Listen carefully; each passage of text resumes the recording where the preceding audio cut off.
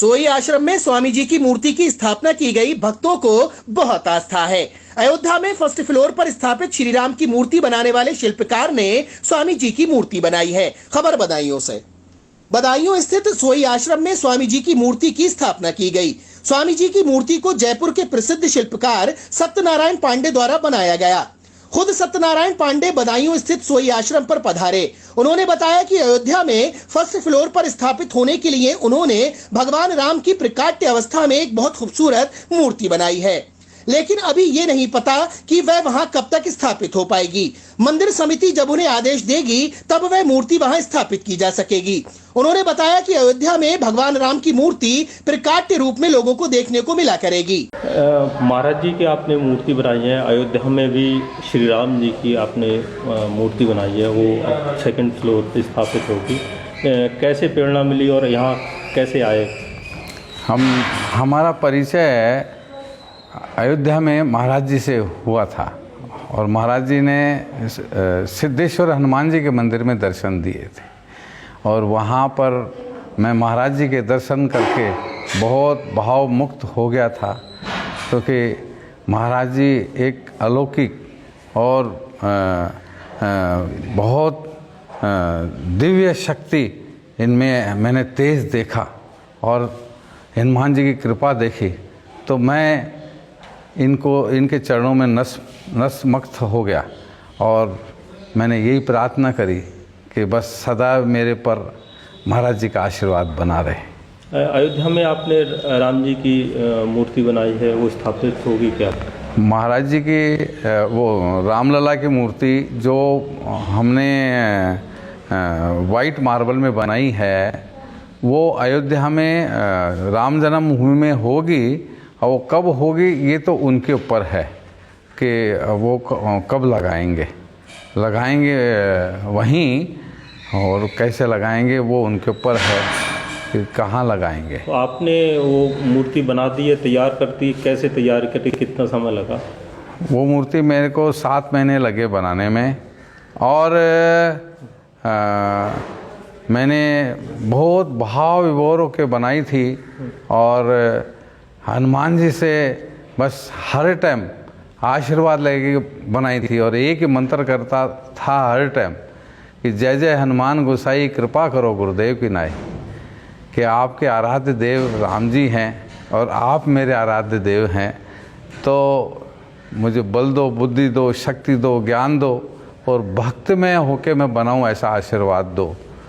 तो बस हनुमान जी को यही प्रार्थना करता रहता था, क्योंकि मेरे बचपन से ही हनुमान जी महाराज में आस्था रही है और उन्हीं की प्रेरणा से मैं अयोध्या आया और बस ऐसा पूरा भक्ति में होके और पूरा ध्यान करके बनाता रहता था। आपने जो है मूर्ति वहाँ बनाई, स्वामी जी से कैसे परिचय हुआ और किस तरीके से आप जुड़े? हाँ, मैं जहाँ रुका हुआ था विवेक सृष्टि में रुका हुआ था और जहाँ मैं मूर्ति बना रहा था उसके बीच में सिद्धेश्वर हनुमान जी का मंदिर था।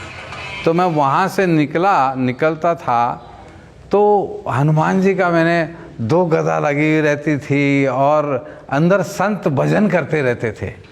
तो मैं देखा कि गेट बंद रहता है और यहाँ जो बुजुर्ग संत हैं, बहुत उम्र वाले संत होते थे 90 साल के, और आराम से सीताराम सीताराम सीताराम भजन करते रहते थे।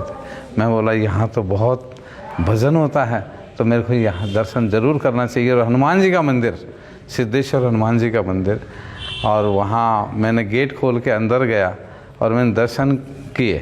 तो ऐसा होता है ना, जैसा खाएगा अन्न वैसा हो जाएगा मन। तो मैंने देखा यहीं मैं प्रसादी लूँ, तो वहाँ गंगादास जी महाराज जी से मैंने प्रार्थना करी कि मैं यहाँ प्रसादी करना चाहता हूँ, मैं रामलला की मूर्ति बनाने आया हूँ। तो बड़े खुश हुए, बोला ठीक है आप। तो मैंने 7 महीने वहीं प्रसादी ली और भगवान का भोग की थाली मेरे को हनुमान जी की देते थे और मैं वो खा के और रामलला की मूर्ति बनाता था। तो उस टाइम तो महाराज जी उस टाइम तो महाराज जी आए नहीं थे। जब महाराज जी 5 महीने बाद में आए थे, तो जब महाराज जी के मैंने दर्शन किए ही और उनसे भी आशीर्वाद लेता रहता था कि रामलला प्राकट्य रूप में हो, रामलला प्राकट्य रूप में हो, ऐसा मुझे आशीर्वाद तो दो। आपने जो मूर्ति बनाई है वो प्रकट रूप में बनाई है राम जी की? हाँ, मैंने एक ऐसा था कि भगवान तो भक्त के बस में होते हैं ना, तो मैं हर टाइम आंसुओं से उनके चरणों में आंसुधार करता रहता था और काम करता रहता था और जाप करता रहता था। तो जब जाप करता रहता था तो यही हनुमान जी से प्रार्थना करता था कि यहाँ राम जी का जन्म हुआ है अयोध्या में, और आप यहाँ के मालिक हैं और उनके सेवक हैं, तो मेरा ज़रूर प्रार्थना स्वीकार होगी। मुझे विश्वास है कि मुझे यहाँ मेरी प्रार्थना स्वीकार होगी। और मैंने बस भक्ति में होके, और अब सिद्धेश्वर हनुमान जी के वहाँ मैंने 7 बड़े भंडारे साधु संतों के किए, तो उनमें उनको बस यही प्रार्थना, चरणों में प्रार्थना करता था कि मुझे आशीर्वाद दो कि रामलला की मूर्ति ऐसे सुंदर बननी चाहिए जो प्राकट्य रूप में हो।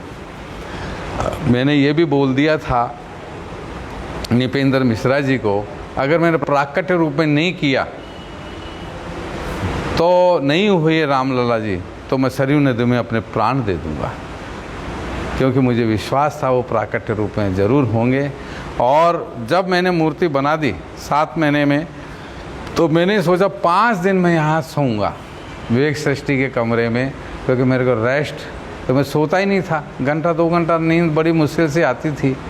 तो फिर जब मैं सो रहा था तो वहाँ दोनों टाइम जब रामलला मैं बना रहा था, तो दोनों टाइम त्रिपुरारी शरण त्रिपाठी और 2 और पंडित जी थे, वो भगवान को राम जी की पूजा करने आते थे और मंत्र सुना के जाते थे। तो जब जिस दिन मैं रेडी करके रेस्ट कर रहा था, उसी दिन सुबह वो 10 बजे मेरे कमरे में आए और वो बोले कि आप सच बोलते थे। तो मैंने बोला क्या सच बोलता था भाई, आप बताओ। तो उन्होंने बोला कि आप सच बोलते थे कि हनुमान लला प्राकट्य रूप में होंगे। तो मैं आपको सच बोल रहा हूँ, भगवान को साक्षी रख के बोल रहा हूँ कि आपके रामलला सुबह 4:30 बजे मेरे पास आए थे और उन्होंने ये कहा कि अरे उठ, आज पानी नहीं रखा। उन्होंने पानी नहीं रखा, मैं पूरी रात प्यासा रह गया, तो अब मेरे को पानी ज़रूर रखना, जो पहले रोज़ रखते थे।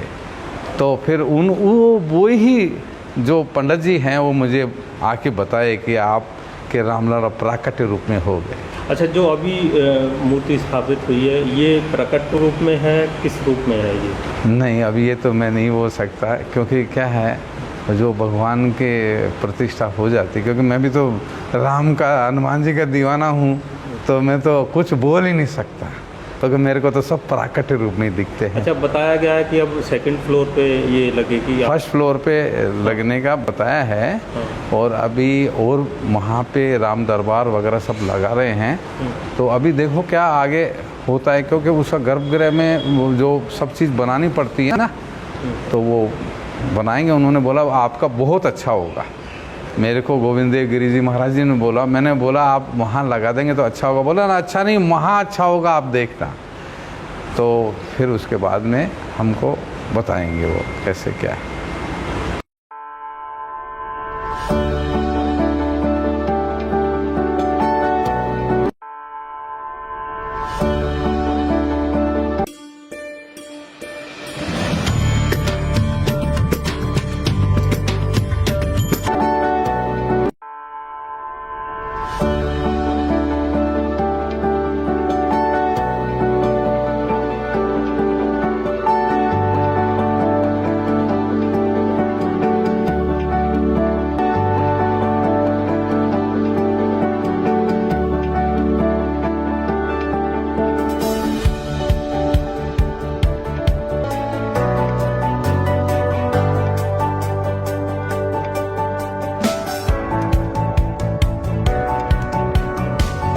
मेरठ इलेक्ट्रॉनिक्स 0% ब्याज पर सभी सामान आसान किस्तों पर उपलब्ध है।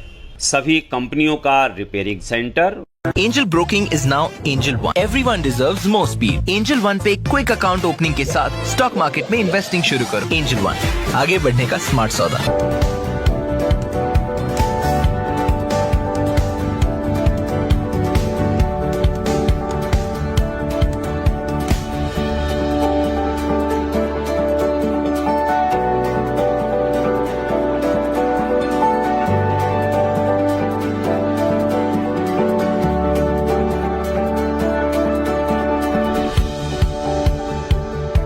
All new hero zoom. अब गेम बड़ा बना ले, ज़ूम मचा ले। ये है भारत की पहली पसंद उड़ान ई रिक्शा।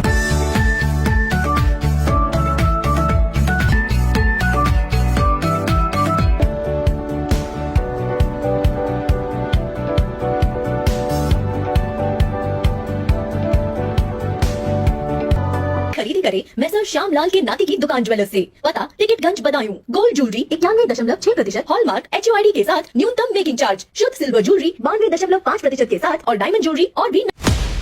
आपको हमारा वीडियो पसंद आया हो तो इसे लाइक, शेयर और सब्सक्राइब जरूर करें। देखते रहिए SKS 24 न्यूज नेटवर्क।